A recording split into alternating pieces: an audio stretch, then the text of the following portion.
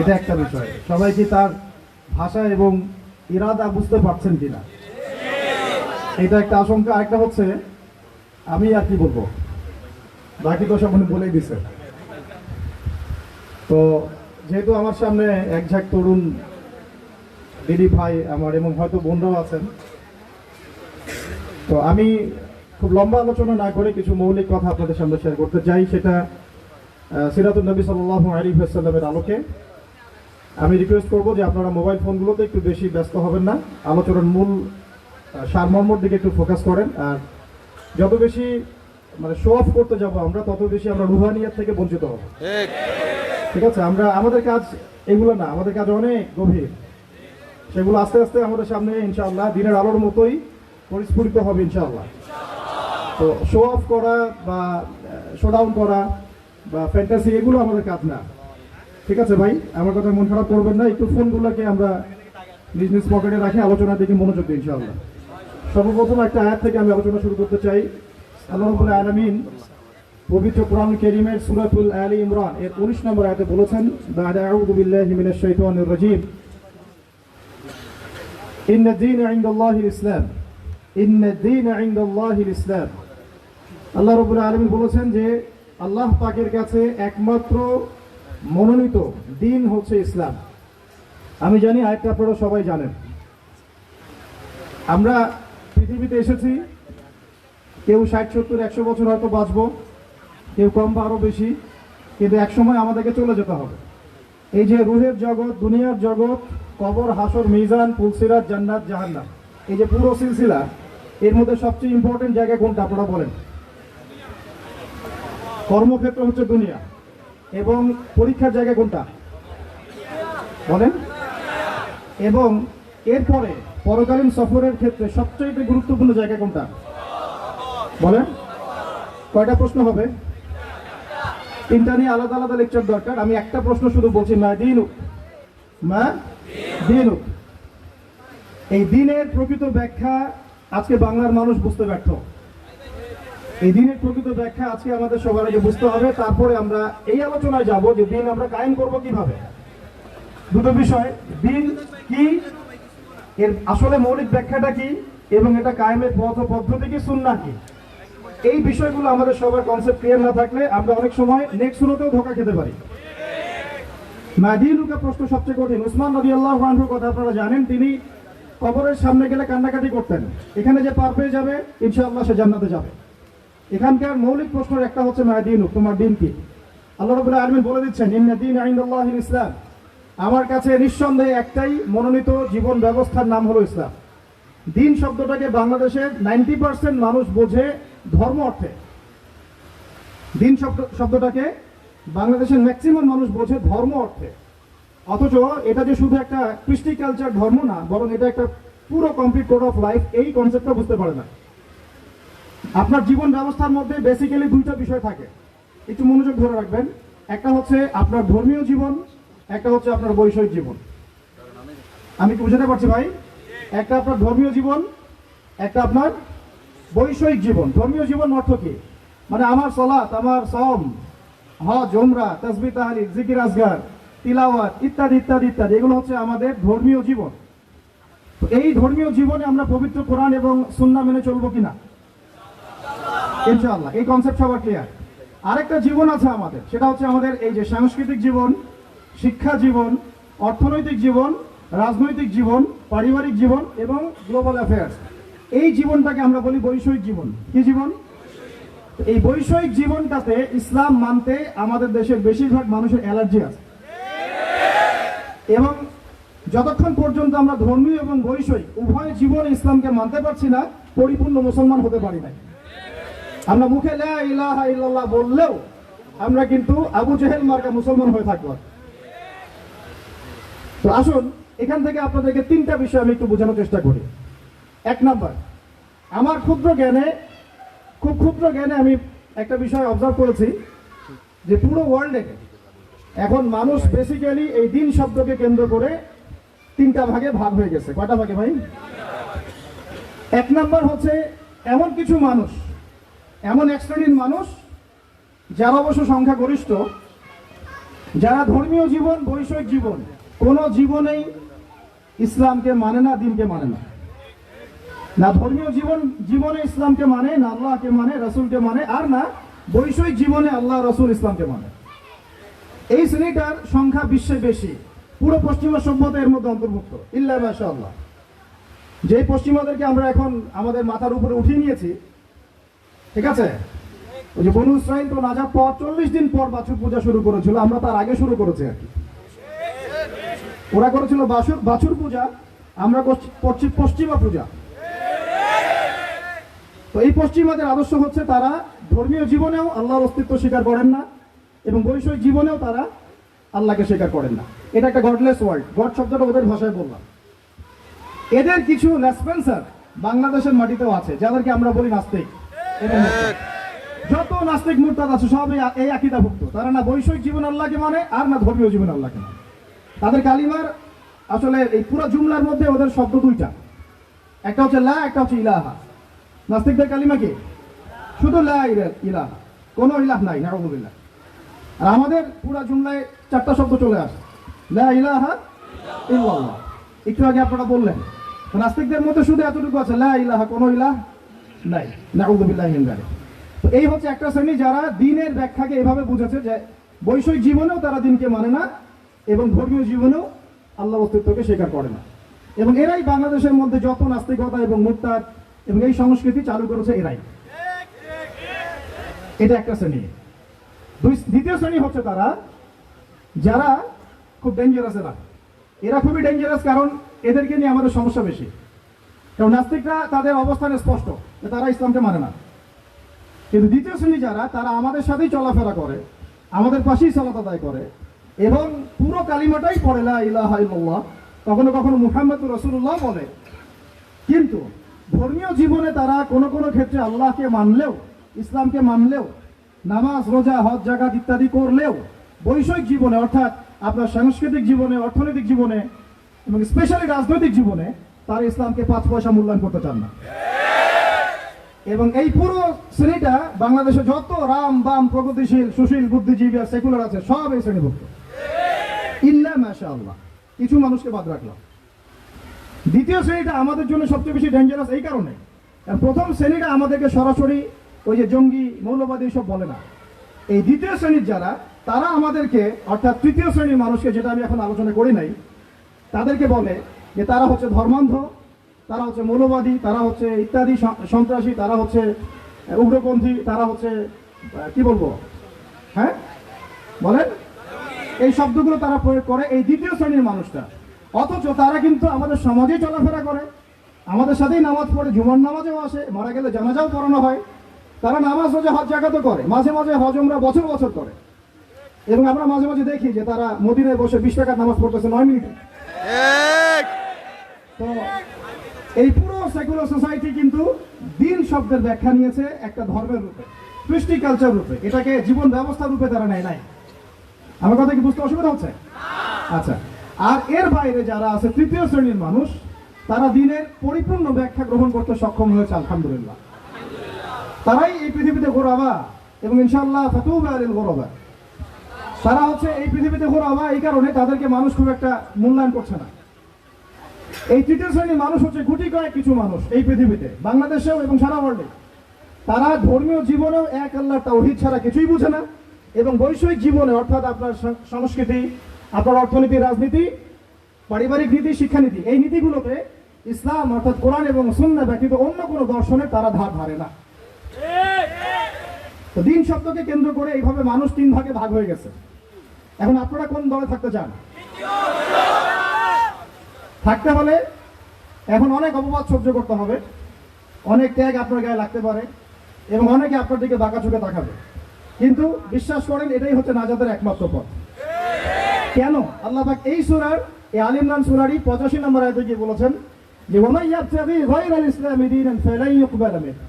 যারা মাদ্রাসার দেয়ালে হেঁটেছে, মানে দরজায় হেঁটেছে বা দরজার সামনে দাঁড়িয়েছে কখনো, তারাও এই আয়াতের অর্থ ভালো করে জানে। ওয়ামান ইয়াবতাগি গায়রাল ইসলামি দীনান, কেউ যদি ইসলাম ছাড়া অন্য কোন জীবন ব্যবস্থা তালাশ করে, হোক সেটা ধর্মীয় জীবনেই বা বৈষয়িক জীবনে, হোক সেটা অর্থনীতিতে বা রাজনীতিতে, যে কোনো জায়গাতে, সংস্কৃতিতে বা শিক্ষানীতিতে, ফালাই ইউকবাল মিন, কোশ্চিন কালেও তার কাছ থেকে কোনো আমল কবুল করা হবে না। এটা আল্লাহ পাকের একদম স্ট্রেট ফরওয়ার্ড স্টেটমেন্ট। তাদের কাছ থেকে কোনো আমল কবুল করা হবে না, যতই লা ইলাহা ইল্লাল্লাহ পড়েন না কেন। আপনি দিন শেষে আব্দুল্লাহ বিন উবাইয়ের অনুসারী হয়ে থাকবেন। আমরা কিন্তু আমাদের নবীজিকে সাল্লাল্লাহু আলাইহি ওয়াসাল্লাম নাম আসলে দরুদ পড়ব ইনশাআল্লাহ। আর তাকে কিন্তু আমরা কখনো হয়তো দেখি নাই, অনেকে স্বপ্নেও দেখি নাই, তাই না? আব্দুল্লাহ বিন উবাই তাকে দেখেছিল, তার পিছনে নামাজও পড়েছে, মুখে কালিমার সাক্ষ্য দিয়েছে। আমাদের নবীজি তার নিজের জামা দিয়ে তাকে দাফন করেছে। কিন্তু সে কোথায় যাবে? জান্নাতে না জাহান্নামে? কেন যাবে? কারণ কি? কারণ সে মুখে মুখে ইসলাম স্বীকার করলে মন থেকে স্বীকার করে নাই। কিছু কিছু ইসলামের বিধিবিধান সে পালন করতো ঠিকই, কিন্তু ইসলামকে একটা কোড অফ লাইফ হিসেবে সে কখনো গ্রহণ করে না। তাহলে আমাদের সকল ডেমোক্রেটিকদের কি অবস্থা হবে? সকল সেকুলারদের আপনাদের কি অবস্থা হবে? ভাইদেরকে বলছে, হয়তো তারা এই মেসেজটা জানে না। আমাদের কাজ তো দাওয়া দেয়া, আমাদের কাজ সবসময় এগ্রেসিভ হওয়া না, আমাদের কাজ কি? দাওয়া দেয়া। ফাযাক্কির ইন্নামা আনতা মুযাক্কির লাস্তা আলাইহিম বিমুসাইতির। অন্য সূরাতে আল্লাহ পাক বলেছেন না, ফাযাক্কির ইন নাফাআতি যিকরা সায়াযাক্কারু মান ইয়াখশা। যে আল্লাহকে ভয় করে সে শীঘ্রই দেখবেন যে ফিরে আসছে ইনশাআল্লাহ, উপদেশ গ্রহণ করছে। তো তৃতীয় শ্রেণীর মানুষ আমরা যারা, আমাদেরকে খুব ভালো করে খেয়াল রাখতে হবে যে জীবনের কোনো অংশে যেন আমরা ইসলাম ছাড়া অন্য কোনো দর্শনের পরোয়া না করি। এখানে আল্লাহ পাক স্ট্রেট ফরওয়ার্ড বলে দিয়েছেন, ফালাই ইউকবাল মিন, তার কাছ থেকে কোশ্চিন কালেও কবুল করা হবে না। লাই ইউকবাল, তার মানে আপনি যদি নামাজ রোজা হজ জাকাতও করেন, কিন্তু অর্থনৈতিক জীবনে আপনি সুদকে প্রাধান্য দেন, আপনার আমল কবুল হচ্ছে না। মানে অর্থনৈতিক জীবনে আপনি সুদখোর, এদিকে নামাজি, এই আমল কবুল হচ্ছে না। হবে কি? বরং আপনি মায়ের সাথে জেনাকারী হচ্ছেন, নাউযুবিল্লাহ। বরং আপনি আল্লাহ এবং তার রাসূলের সাথে যুদ্ধ ঘোষণাকারী হচ্ছেন। আপনারা তো সবাই হাদিসগুলো পড়েছেন, এখানে বড় বড় ওলামা কেরামরা আছেন। 36 বার জেনা করলে যে পাপ হয়, 1 দিরহাম সুদ খেলে সে পাপ হয়। আর দিরহাম কি, এটা বুঝাতে গেলে অর্থনীতিতে আলোচনা যেতে হবে।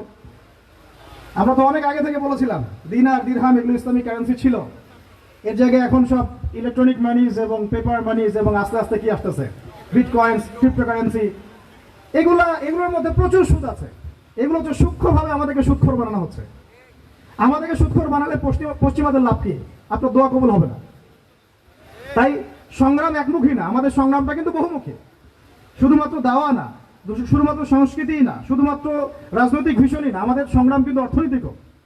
রিজিক হালাল না হলে কিন্তু আমাদের আমল কবুল হচ্ছে না। তো আমরা যদি জীবনের যে কোনো ক্ষেত্রে আল্লাহ এবং তার রাসূলের বিধান বাদ দিয়ে অন্য কোনো দর্শন ফলো করি, তাহলে আমাদের আমল কবুল হচ্ছে না। আল্লাহ পাক অন্য আয়াতে কিন্তু এভাবে বলেছেন, আফা হুকমুল জাহিলিয়াতি ইয়াবগুন, তারা কি জাহেলি যুগের হুকুম তালাশ করতেছে? ওয়ালাহু আসলামা মান ফিস সামাওয়াতি ওয়া মান ফিল আরদ তাওআন আও কারহা ওয়া ইলাইহি ইরজিউন। অথচ আল্লাহ পাকের সামনে আত্মসমর্পণ করেছে আসমানের সব সৃষ্টি, জমিনের সব সৃষ্টি, ইচ্ছায় হোক অনিচ্ছায় হোক। শুধু মানুষ করতে যাচ্ছে না, আর জিন করতে যাচ্ছে না। অথচ এই দুই জাতিকে আল্লাহ পাক পাঠিয়েছিলেন ইবাদত করার জন্য, পুরো জীবন ব্যবস্থা ইসলাম দিয়ে সাজানোর জন্য। আপনারা তো সূরা জারিয়াত পড়েছেন, তাই না? ওয়া মা খালাকতুল জিন্না ওয়াল ইনসা ইল্লা লিয়াবুদুন লিয়াবলুয়াকুম আইয়ুকুম আহসানু আমালা। আল্লাহ পাক আলী ইমরানে বলেছেন না যে কুল্লু নাফসিন যায়িকাতুল মাউত, তারপরে কি হবে? ফামান যুহজিহা আনিন নার ওয়া উদখিলাল জান্নাহ ফাকাদ ফাজ। আমরা যদি জীবনের প্রত্যেকটা পার্টকে ইসলাম দিয়ে ঢেলে সাজাতে ব্যর্থ হই, জান্নাতে যেতে পারবো না। এটা আমাদের একটা মৌলিক মেসেজ আজকে বইমেলা থেকে, যে পরিপূর্ণ জীবনে ইসলাম প্রতিষ্ঠা করুন ইনশাআল্লাহ। শুধু জীবনের একটা আংশিক বিষয় ইসলাম নিয়ে পড়ে থাকলে চলবে না, জীবনের প্রত্যেকটা জায়গায় ইসলাম দিয়ে ঢেলে সাজাতে হবে। উদখুলু ফিস সিলমি কাফা, বলেন একসাথে, উদখুলু ফিস সিলমি কাফা, পরিপূর্ণ রূপে দ্বীনে প্রবেশ করেন। দ্বীনের ব্যাখ্যা আগে বুঝতে হবে। এটা হলো দ্বীন, না দ্বীনুক। এটা যদি আমরা আকীদা ঠিক না থাকে, তাহলে ওই কবরের সওয়াল জবাবে সে আটকে যাবে, সে বলতে পারবে না। কেউ যদি আল্লাহ পাকের সাথে শিরক করে, সে কিন্তু মান রব্বুক উত্তর দিতে পারবে না। একইভাবে কেউ যদি নবী সাল্লাল্লাহু আলাইহি ওয়াসাল্লামের সুন্নাহ বাদ দিয়ে অন্য কোনো সুন্নাহ তালাশ করে ওইভাবে জীবনযাপন করে, সে কিন্তু মান নবী উত্তর দিতে পারবে না। তো আমাদেরকে এই কনসেপ্টটা ক্লিয়ার রাখতে হবে যে দ্বীন একটা পরিপূর্ণ জীবন বিধান। এখন আসেন যে এর বেসটা কি হবে, এর ভিত্তিটা কি হবে। এর জন্য আপনাকে চলে যেতে হবে ওই বিদায় হজের ভাষণ। বিদায় হজের ভাষণ তো মোটামুটি আপনারা জানেন, আমি আশা করছি। আপনারা তো একটা ইলমি পরিবেশে থাকেন, এই জন্য আমি টাচ করে যাচ্ছি, সবগুলো বলার সময় পাচ্ছি না। এখানে একটা হাদিস আছে, বিদায় হজে অনেকগুলো ভাষণ ছিল, তার মধ্যে একটা ভাষণে নবী সাল্লাল্লাহু আলাইহি ওয়াসাল্লাম বলেছেন, বলুন সাল্লাল্লাহু আলাইহি ওয়াসাল্লাম, যে তারাকতু ফিকুম আমরাইন, আমি তোমাদের মাঝখানে ছেড়ে যাচ্ছি মাত্র দুটো বস্তু। লান তাদিল্লু মা তামাসসাকতুম বিহিমা, তোমরা কোশ্চিন কালেও পথভ্রষ্ট হবে না যতদিন পর্যন্ত এই দুটাকে আঁকড়ে ধরে থাকে। এই দুটা কি? কিতাব আল্লাহ, আল্লাহর কিতাব, আর কি বলেন? নবীর সুন্নাহ। তো এখন কিতাব এবং সুন্নাহ আমাদের সামনে স্পষ্ট, এবং এই কিতাব এবং সুন্নাহর সাথে সাহাবায়ে কেরাম রাদিয়াল্লাহু আনহুম আজমাইন তাদের মানহাজ দিতে হবে কি হবে না? এই জায়গায় কিন্তু আমাদের অনেক প্র্যাকটিসিং মুসলিম ভাইয়েরও আকীদার মধ্যে গলদ আছে। অনেকে মনে করেন যে খালি কোরআন এবং সুন্নাহ আমি সরাসরি নিব, সাহাবীদেরকে আমি নিব না। এই আকীদা ঠিক না ভাই। সাহাবীদেরকে ছাড়া আপনি কোরআন এবং সুন্নাহ সরাসরি মানতে পারছেন না। কারণ অন্য হাদিসে নবী সাল্লাল্লাহু আলাইহি ওয়াসাল্লাম বলেছেন, আলাইকুম বিসুন্নতি, তোমাদের উপর আমার সুন্নাতটা কি? ওয়াজিব। এটা পালন তোমাদের করতেই হবে, ম্যান্ডেটরি। ওয়া সুন্নতি খুলাফায়ে রাশিদিন মাহদিন মিন বাদি, এবং আমার পরে খুলাফায়ে রাশিদার সুন্নাত তোমাদেরকে মানতে হবে। তাহলে এটা হলো আমাদের পিলার, যে আমরা ইসলাম মানব পরিপূর্ণ জীবনে কোরআন এবং সুন্নাহকে সামনে রেখে, এবং সাহাবায়ে কেরাম রাদিয়াল্লাহু আনহুম আজমাইন তাদের ফাহাম অনুযায়ী, তাদের বুঝ অনুযায়ী। ক্লিয়ার কথা? এবার আসেন, এই ইসলামটার দাওয়াত আমরা দিব, এটাতে আপনারা সবাই এগ্রিড। এখন কথা হচ্ছে এটা আমরা প্রতিষ্ঠা করব কিভাবে? এই তো মূল কথাটা কি, এই দিনটাকে আমরা আমাদের জায়গায় বাংলার জমিনে প্রতিষ্ঠা করব কিভাবে? জরুরি না যে বাংলার জমিনে ইসলামী খেলাফত কায়েম হবে, অন্য কোনো জায়গা হতে পারবে, এটাও কিন্তু জরুরি না। আল্লাহ পাক চাইলে এই খেলাফত সিরিয়ায় কায়েম করতে পারে, ফিলিস্তিনে কায়েম করতে পারে, আল্লাহ পাক চাইলে আরো অন্য কিছুও করতে পারেন। আপনারা সিরাতের আলোকে জানেন, যখন নবী সাল্লাল্লাহু আলাইহি ওয়াসাল্লাম তায়েফে গিয়েছেন এবং তাকে মারা হয়েছে, তিনি ফিরে এসেছেন মক্কায়, তখন কি সাহাবীরা চিন্তা করতে পেরেছিলেন যে কয়দিন পরে আমরা মদিনায় যাব, সেখানে ইসলামিক স্টেট কায়েম হবে? বলেন আমাকে। যখন মক্কায় সাহাবীরা নির্যাতিত হচ্ছেন, যখন নবীজি বলছেন আবিসিনিয়ায় চলে যাও, সেখানে একজন রাজা আছে, তাই না? লা ইউজলামু ইনদাহু আহাদ, তার কাছে কেউ জুলুমের শিকার হয় না। তখন কি সাহাবীরা কেউ কল্পনা করেছিলেন মদিনায় ইসলামী রাষ্ট্র কায়েম হবে? তাই আমরা যেন এই ফিকিরটা শুধু এভাবে চিন্তা না করি যে এতটুকুই জমিন আমাদের, না, পুরো বিশ্বটাই আমাদের। সুবহানাল্লাহ, পুরো বিশ্বটাই আমাদের। আর আমরা আখিরুজ্জামানের হাদিসগুলো থেকে এটা স্পষ্ট জানতে পারি যে ইনশাআল্লাহ তাআলা বাইতুল মুকাদ্দাস হবে আমাদের খেলাফত প্রাণ কেন্দ্র ইনশাআল্লাহ, এবং আমাদের কন্টিনেন্টে খোরাসান। এটা অনেক ব্যাখ্যা, এটা পরে আপনারা আস্তে আস্তে আসবেন, এবং এটা নিয়ে আপনারা আলোচনা শুনেছেন, আমি এটা আশা করি। মূল কথাটা বলে আমি শেষের দিকে, ফিনিশিং এর দিকে যাব, যে আমরা আসলে এটাকে এখন কায়েম করব কিভাবে। এই প্রশ্নটা কি গুরুত্বপূর্ণ না গুরুত্বপূর্ণ? অনেকভাবে ব্যাখ্যা করছেন। কেউ বলছেন যে এটা কায়েম করতে হবে অমুক পদ্ধতিতে, কেউ বলছেন তমুক পদ্ধতিতে, কেউ বলছেন যে শুধু দাওয়াতের মাধ্যমে, কেউ বলছেন শুধু জিহাদ, কেউ বলছেন সরাসরি শুধু কিতাল, কেউ বলছেন ডেমোক্রেসি, কেউ বলছেন ভোটাভুটি, কেউ বলছেন বুলেট, কেউ বলছেন ব্যালট। তাহলে আসলে যাবোটা কোথায় এবং সুন্নাহ ভিত্তিক পদ্ধতিটা কি? এটার উত্তর দেওয়ার আগে আমি একটা প্রশ্ন করি আপনাদেরকে। আমাকে আপনারা বলেন যে দিন কায়েম করাটা কি ইবাদত না এটা একটা দুনিয়াবি কাজ? বলেন। আচ্ছা, এখন আমাকে বলেন যে ইবাদত কবুল হওয়ার শর্ত কয়টা? বলেন বলেন। দুইটা বা তিনটা? ঠিক আছে তো ভাই, বলেন, সাহস করেন। দুইটা বা তিনটা, তাই না? প্রথমটা হচ্ছে আল্লাহ পাকের সন্তুষ্টির জন্য হতে হবে। তাহলে আমরা দিন কায়েম করতে গেলে কার সন্তুষ্টি থাকবে আমাদের মাথায়? শুধু এক আল্লাহকে রাজি খুশি করার জন্য দিন কায়েমের চেষ্টা করা, শুধু এক আল্লাহ সন্তুষ্টির জন্য, অন্য কাউকে দেখানোর জন্য না, অন্য কাউকে শোনানোর জন্য না, বা গনিমত পাওয়ার জন্য না, শুধু আমার ক্ষমতা দখল করার জন্য না, শুধু এক আল্লাহকে রাজি খুশি করার জন্য আমার দিন কায়েমের মুভমেন্ট থাকবে। এ জায়গায় কিন্তু অনেকের ইখলাস নষ্ট হয়ে যায়, আন্দোলন ব্যর্থ হয়ে যায়। আমাকে বলেন যে এখন এতদিন যা হলো, এখন যা হচ্ছে, ভবিষ্যতে যা হবে, এখানে পুরো সিস্টেমটার মধ্যে ইখলাস কি এটা ছিল যে আল্লাহর জমিনে আল্লাহ তাওহীদ কায়েম করা? এখন আপনারা বুঝতে পারতেছেন। প্রথম দিন আমরা স্ট্যাটাস দিয়েছিলাম যে পশ্চিমার কোনো সেবা দাসকে আমরা গ্রহণ করবো না। এখন আস্তে আস্তে সব বুঝতে পারবে, কেবল তো শুরু, দেখেন সামনে কি হয়। শোনেন, এই উসুলটা মাথায় রাখেন, যখন একটা কওম জুলুম করতে থাকে, যখন একটা কওম জুলুমের উপর জুলুম করতে থাকে, আল্লাহ পাক তার উপর আরো বড় জালেম চাপায় দেন। এরপরে যখন এই কওমটা মাজলুম হয়ে যায়, আল্লাহকে ডাকতে থাকে, আল্লাহর কাছে আত্মসমর্পণ করে, তখন আল্লাহ পাক তার জন্য ওই ফিরাউন থেকে নিষ্কৃতির জন্য মুসা আলাইহিস সালামের মতো মানুষকে পাঠান। এরপর তারা মুক্তির পথে যায়। আবার যখন এই কওম ওই ফিরাউনের কবল থেকে নাজাত পেয়ে বনু ইসরাঈলের উদ্ধত আচরণ শুরু করে, তখন আরো বড় জালেমকে আল্লাহ চাপায় দেয়। আমরা যেন এই ভুল করতে না যাই, আমরা যেন এই ভুলটা না করি। আল্লাহ পাক যদি আমাদেরকে ফিরাউনের কবল থেকে নাজাত দিয়ে থাকেন, আমরা যেন উদ্ধত বনু ইসরাঈল না হয়ে যাই, এটা আমার খুব হৃদয়ের ভিতর থেকে একটা আকুতি আর কি। মূল কথায় আসি যে আল্লাহ পাকের সন্তুষ্টি হবে আমার উদ্দেশ্য, ইখলাস ঠিক রাখতে হবে প্রত্যেকটা কাজের। আপনারা বইমেলায় কেন এসেছেন? আল্লাহকে রাজি খুশি করার জন্য। আমি কেন কথা বলছি? আল্লাহকে রাজি খুশি করার জন্য। আমরা ওস্তাদকে শ্রদ্ধা সম্মান কেন করি? আল্লাহকে রাজি খুশি করার জন্য। নাকি ওস্তাদ আপনাকে প্রশংসা করবেন সেজন্য, নাকি এখানে আপনি কোনো স্বার্থ পাবেন সেজন্য? শুধু এক আল্লাহকে রাজি খুশি করার জন্য যখন আমরা সবাই কাজ করব, দেখবেন অটোমেটিক্যালি তাওহীদ প্রতিষ্ঠা হয়ে গেছে ইনশাআল্লাহ। আপনারা যখন সিরাত পড়বেন দেখবেন খায়বার যুদ্ধের পরে মদিনা ফেরার পথে আরো 2-1টা যুদ্ধ হয়েছে। ওই 2-1টা যুদ্ধের মধ্যে কিছু ইহুদি ওত পেতে আক্রমণের চেষ্টা করেছিল। সেখানে নবী সাল্লাল্লাহু আলাইহি ওয়াসাল্লাম একজন খাদেম ছিল। সেই খাদেম তীরবিদ্ধ হয়। সাহাবীরা বলতে লাগলো যে মাশাআল্লাহ, এই তো পুরো জান্নাতে চলে যাবে। নবী সাল্লাল্লাহু আলাইহি ওয়াসাল্লামের খাদেম ছিল, তীরবিদ্ধ হয়ে শহীদ হলো। নবীজি বলছেন না, সাল্লাল্লাহু আলাইহি ওয়াসাল্লাম বলছেন না, বরং আমি দেখছি তাকে জাহান্নামের আগুনে জ্বলতে। বলেন আউযুবিল্লাহ। সাহাবীরা অবাক হয়ে জিজ্ঞাসা করলেন, কি কারণে ইয়া রাসূলুল্লাহ? তিনি বললেন, খায়বারের গনিমতের মাল থেকে একটা চাদর সে না বলে নিয়েছিল, এই কারণে। খায়বারের গনিমতের মাল থেকে একটা চাদর সে না বলে নিয়েছিল, জাস্ট এই কারণে। তখন সবাই কিছু কিছু করে জিনিস আনা শুরু করলো, জমা দেওয়া শুরু করলো। একটা মেসওয়াক, একটা ডাল পর্যন্ত মানুষ জমা দিয়ে দিল। নবীজি বলেন, এগুলো ছিল জাহান্নামের অংশ যা তোমরা জমা দিলে। তাহলে আমাদের পুরো মুভমেন্টের উদ্দেশ্য কি হবে বলেন? আজকের আলোচনা সব ভুলে গেলে একটু ভুলে যায় না, আমাদের পুরো উদ্দেশ্যটা কি হবে? শুধু এক আল্লাহকে রাজি খুশি করার জন্য। এই উদ্দেশ্য থাকলে তখন আপনি আমির মানতেও সমস্যা হবে না, জামায়াতে আসতেও সমস্যা হবে না, ইমারতেও সমস্যা হবে না, আপনার বায়াত দিতেও সমস্যা হবে না। এখানে যদি স্বার্থ থাকে তখন আপনি কিন্তু এখানে এড়াই যাবেন না। আমি কেন তাকে মানবো? আমি কি কম বড় আলেম? হ্যাঁ, আমি কেন জামায়ায় যাব? আমার কি আলাদা জামায়াত করার সুযোগ নাই? আমি কি সিরাত কম বুঝি? আমি কি দিন কায়েম কম বুঝি? আমি কেন ঐক্যের জন্য নরম হব? আমি কি বেহকের উপর আছি? এই যে বিষয়গুলো তখনই আসে যখন এখলাস ঠিক থাকে না। এখলাস ঠিক না থাকলে কোনো কাজের বারাকা আসবে না ভাই। আল্লাহ পাক আমাদেরকে বোঝার তৌফিক দান করুন। 2 নম্বর হচ্ছে ভাই যে আমল, যেহেতু বললেন দিন কায়েম একটা ইবাদত, তাহলে ইবাদত করতে হবে কার তরিকা অনুযায়ী? বলেন। এটা আপনারা সবাই এক বাক্যে স্বীকার করছেন, নবী সাল্লাল্লাহু আলাইহি ওয়াসাল্লামের সুন্নাত এবং তরিকা ছাড়া দিন কায়েমটা ইবাদত বলে গণ্য হবে না। সেটা আমার একটা ব্যর্থ প্রচেষ্টাও হয়ে যেতে পারে।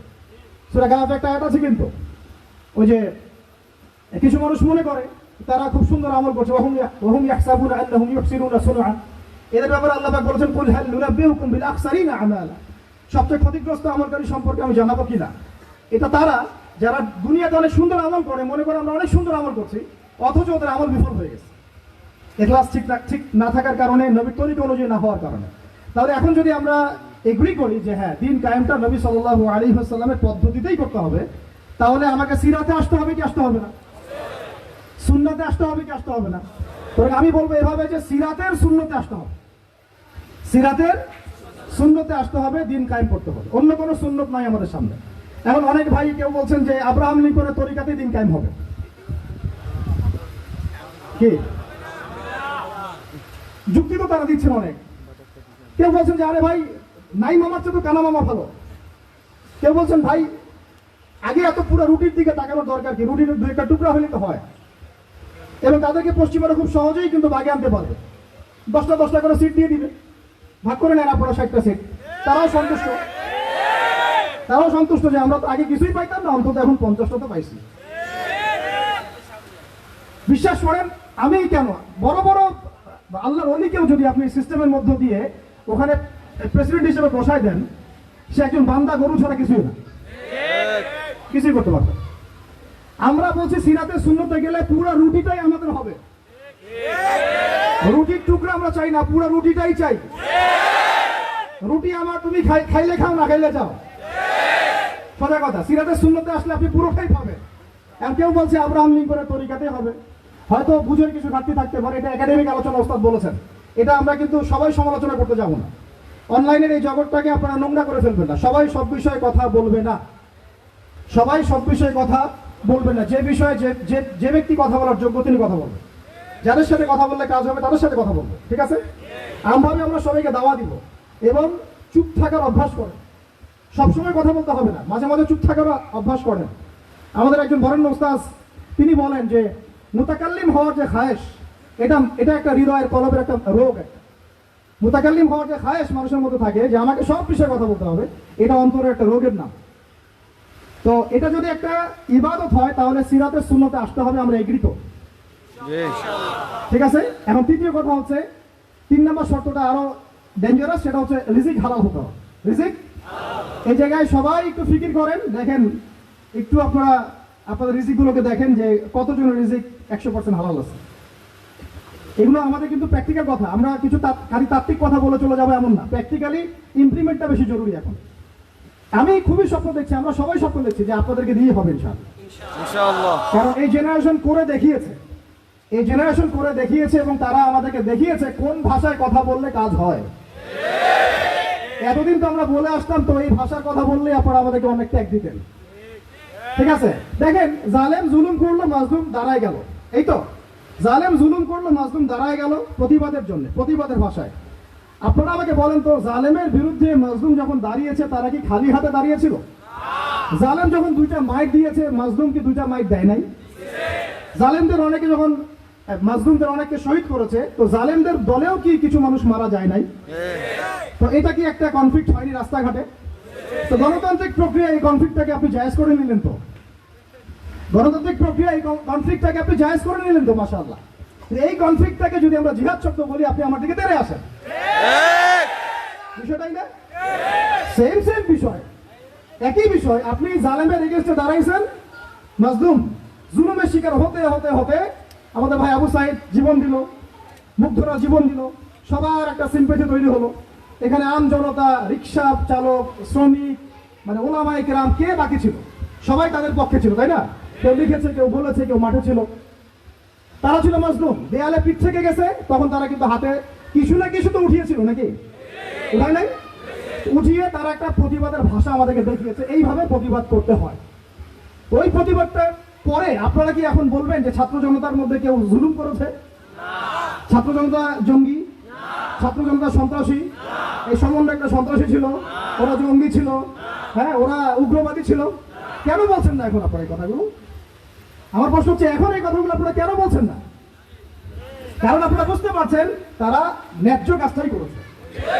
যখন জালেম জুলুম করতে করতে করতে মাজলুমকে একদম দেয়ালে পিঠ ঠেকিয়ে দেয়, তখন মানুষকে হামাস হতে হয়, তখনই বিভিন্ন জিহাদি সংগঠনের অস্তিত্ব আসে, তখনই কিন্তু খোরাসান স্বাধীন হয়। তো এখন আমরা বাংলাদেশেও বুঝতে পারছি যে হ্যাঁ, তখনই কিন্তু ছাত্র ভাইরা হাতে প্রতিবাদের ভাষা উঠিয়ে নিয়েছিল। তো এটাকে গণতান্ত্রিক প্রক্রিয়া আপনারা জায়েজ করছেন, ঠিক আছে, এটা কোনো সমস্যা না, এটা ভালো, ওরা প্রতিবাদ করেছে, ওদেরকে আমরা কিন্তু খারাপ বলতে পারি না। কেউ বলছে খারাপ? এই একই স্লোগান যদি সিরাতের সুন্নতে আমরা বলি যে দাওয়াতের সাথে জিহাদ লাগবে, তখন তো তেরে আসবেন আমাদের দিকে, আসবেন না? আসবে? আপনারা লিখে নেন আমার কথাগুলো। এই একই জিনিসটাই, এই প্রতিবাদের এই ভাষাটাই যখন আপনি দাওয়াতের সাথে জিহাদ শব্দ ইউজ করবেন, আপনার দিকে তেরে আসবেই। এবং এখন যাদের পা ধরা হচ্ছে, তারা তো পুরো বিশ্বব্যাপী এটাকে মিটিয়ে ফেলার মিশন নিয়েছে। আপনারা কি মনে করছেন যে তারা আমাদের প্রতিবেশীর চাইতে আমাদের বন্ধু হয়ে যাবে? কখনো কোশ্চিন গেলেও না। এটা জেগে জেগে স্বপ্ন দেখছে তারা। তো আল্লাহ পাক তাদেরকে সহিহ সামাজ দান করেন। আমি সবসময় আমরা সবকিছু করবো না, আমরা তো পরিবেশ পরিস্থিতি বুঝে ইনিশিয়েটিভ নিব, তাই না? কিন্তু সিরাতের কোনো অংশকে আপনি বাদ দিতে পারেন না। তো একটা অংশকে বাদ দিয়ে দিবেন, একটা অংশকে নিবেন, দিনের কিছু অংশকে রাখবেন, কিছু অংশকে রাখবেন না, এটা তো ইসলাম হলো না। যখন যেটা ইমপ্লিমেন্ট করার অবস্থা সৃষ্টি হবে তখন সেটা করতে হবে, এটাই তো ইসলাম। আর আমরা দেখলাম যে কোন ভাষায় কথা বললে দাবি আদায় করা যায়। আর একটা ভাষা আছে বাংলাদেশে দাবি আদায় করার, কিছু হলে শাহবাগে চলে যাওয়া। তো মাঝে মাঝে আমরা বাসায় একটু মশলা করি যে তোমার কিছু লাগবে, কেন কিছু লাগলে চলো শাহবাগে যাই, দাঁড়ালেই আমাদেরকে ইয়ে দিবে আর কি, মানুষ বাহবা দিবে, আমার দিকে জনসমর্থন তৈরি হবে। তো মূল জায়গায় আসে ভাই, যে এখন আপনাদের সাথে এই ব্যাপারটা আমার ক্লিয়ার যে এটা একটা ইবাদত, এটাকে করতে হবে সিরাতের সুন্নতে, তাই তো? আর সিরাতের সুন্নতে করতে গেলে আপনাদেরকে সিরাত পড়তে হবে কিনা ভাই? আমাকে বলেন যে সিরাতের 40 থেকে 50টা কিতাব আছে এখন যদি আপনারা ঘুরে নেন। আলহামদুলিল্লাহ আমার বাসায় মোটামুটি সবগুলোই আছে এবং সিরাতের একজন গভীর ছাত্র। সিরাতের 10টা কিতাব কারা কারা পড়েছেন? আপনারা কমপক্ষে 10টা। আচ্ছা 10টা বেশি বলে ফেলছি, 5টা সিরাতের বই কারা কারা পড়েছেন? মাশাআল্লাহ। একটা পড়েছে কারা কারা? একটা, অন্তত একটা কিতাবের নাম বলছি, খুব পাতলা একটা কিতাব, খতম সিরাতে খতমুল আম্বিয়া কয়জন পড়েছেন? আর রাহিবুল মাকতুম কয়জন পড়েছেন? নবী রহমত কয়জন পড়েছেন? এরকম অনেক কিতাব আছে। সিরাতের বই না পড়লে ভাই তরিকা বোঝা যাবে না। তরিকা সবসময় আপনাকে সবকিছু ধরায় দিতে হবে কেন? আপনি নিজেই বুঝে নেন কোনটা তরিকা। তখন আমি ক বললে আপনি বুঝে ফেলবেন কতে কি। এখন আমি খুব সংক্ষেপে আপনাদেরকে বলছি যে দেখেন তরিকাটা কেমন ছিল। নবী সাল্লাল্লাহু আলাইহি ওয়াসাল্লাম, একটু মনোযোগ দেই ভাই, এটা আমার আলোচনার শেষ পার্ট, ঠিক আছে? নবী সাল্লাল্লাহু আলাইহি ওয়াসাল্লাম এমন একটা যুগে ছিলেন যে যুগটা ঠিক আমাদের মতোই, একেবারে হুবাহু না হলে 19 আর 20। যেমন উনি এমন একটা যুগে জন্ম নিয়েছিলেন যে যুগটার মধ্যে 5টা মৌলিক সমস্যা ছিল। কয়টা? এবং ওই যুগটাকে আপনারা আইয়ামে জাহিলিয়াত বলে গালি দেন, তাই তো? এবং সেকুলার রামবামরাও বলেন আইয়ামে জাহিলিয়াত। কেন বলি আমরা? কেন ওই সমাজে শিরক ছিল, কি ছিল? এখন আপনি আমাকে বলেন এই সমাজের মধ্যে শিরক আছে কিনা? ওখানে লাত উজ্জা হুবল মানাতের ইবাদত হয়েছে, এখন তো বিভিন্ন ভাস্কর্যের পূজা হয়েছে, হয় নাই? ছবি সংস্কৃতি হয়েছে, মূর্তি সংস্কৃতি হয়েছে। এখানে একটা আমার দুঃখের কথা একটু বলেই ফেলি যে অনেকে বলেছেন যে মাদ্রাসার ছেলেদেরকে মন্দির পাহারা দিতে ইত্যাদি ইত্যাদি। আমি এটার সাথে একমত না। এটার সাথে আমি ব্যক্তিগতভাবে বলছি আর কি, আমি একমত না। কারণ বাংলাদেশে অমুসলিম প্রশাসন আছেন, তাদেরকে ডিউটি দেওয়া যায়। আমি তো এটাও পক্ষপাতী না যে একজন মুসলিম অফিসার ওখানে গিয়ে মূর্তি পাহারা দিবে, আর মাদ্রাসার ছেলেরা কি কারণে ওখানে গিয়ে পাহারা দিতে যাবে? এই যে একবারই বেশি দরদ দেখানো, এটা আমাদের মনে হয় ভালো হচ্ছে না। আর আমরা যত ইলিশ দেই না কেন, তারা আমাদেরকে কখনো স্বাধীনতা দিবে না। এগুলা বাদ দেন, এগুলোর দিন শেষ। সরাসরি কথা বলতে হবে। কই, তারা তো পাকিস্তানের বাদ ছাড়তে পারে নাই, তারা তো চায়নার বাদ ছাড়তে পারে না, তারা তো অন্যান্য ইভেন নেপালেরও বাদ ছাড়তে পারে না। তাহলে এই যে তিস্তার বাদ আর এই বাদগুলো এত সহজে ছাড়ে কিভাবে? ব্যাপারটা তো এখানে ফয়সালা হবে না যে ছেড়ে দিল, বন্যা হয়ে গেল, আমরা ত্রাণ দিলাম, খবর করলাম কে কত টাকা ত্রাণ দিয়েছে। ত্রাণ দিয়েছে ঠিক আছে, আলহামদুলিল্লাহ। আমার মূল জায়গা হচ্ছে সে যেন পানি ছাড়তে না পারে এরপর থেকে। এটা ছিল আমাদের মূল কথা। কিন্তু এই জায়গায় কি আমরা কাজ করলাম? আমরা ত্রাণ দিলাম, আলহামদুলিল্লাহ, ঠিক আছে। কিন্তু আমরা কিন্তু ওই জায়গায় গেলাম না যে এরপর থেকে যেন এই বাদ খোলার সাহস তারা না পায়। তো মূল জায়গায় আসে, আল্লাহ পাক আমাদেরকে আমল করার তৌফিক দান করে। আচ্ছা, আজানের জবাব দিয়ে আমরা